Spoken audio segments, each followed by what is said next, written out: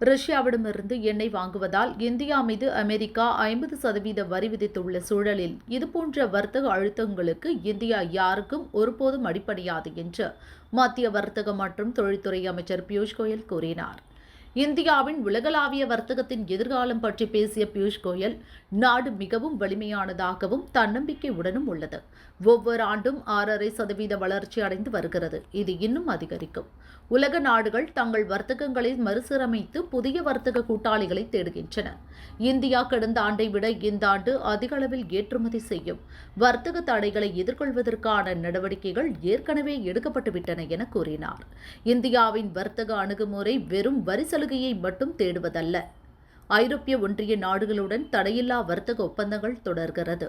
அவர்கள் $100 பில்லியன் இந்தியாவில் முதலீடு செய்ய உள்ளனர். இதன் மூலம் 50 லட்சம் வேலைவாய்ப்பு உருவாகும் என பியூஷ் கோயல் கூறினார்.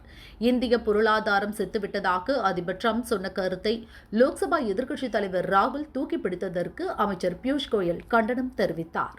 எதிர்மறையான கருத்துக்களை ராகுல் திரும்ப திரும்ப சொல்வதற்கு அவர் வெட்கப்பட வேண்டும். உலகிற்கே பாரதம் எடுத்துக்காட்டாக இருக்கும் நிலையில் இதுபோன்ற இழிவான கருத்துக்களை கூறும் ராகுலை மக்கள் மன்னிக்கவே மாட்டார்கள். உலக வளர்ச்சியில் 16% பங்களிப்பை தரும் வளர்ந்து வரும் பெரிய பொருளாதார நாடாக நம்மை உலகமே அங்கீகரிக்கிறது. கோவிட்-19 நெருக்கடியை நாடு ஒரு வாய்ப்பாக மாற்றி ஐடி துறையில் ஆயிரக்கணக்கான வேலைவாய்ப்புகளை உருவாக்கியது. சவாலான காலங்களில் இந்தியா எப்போதும் வெற்றி பெறும். ஐக்கிய அரபு எமிரேட்ஸ், மொரீஷியஸ், ஆஸ்திரேலியா, இங்கிலாந்து, ஐரோப்பிய ஒன்றியம், சிலி, பெரு, நியூசிலாந்து மற்றும் இன்னும் பல நாடுகளுடன் இந்தியா வர்த்தக ஒப்பந்தங்களை தொடர்கிறது. அவற்றை இறுதி செய்து வருகிறது. இவ்வாறு மத்திய அமைச்சர் பியூஷ் கோயல் கூறினார்.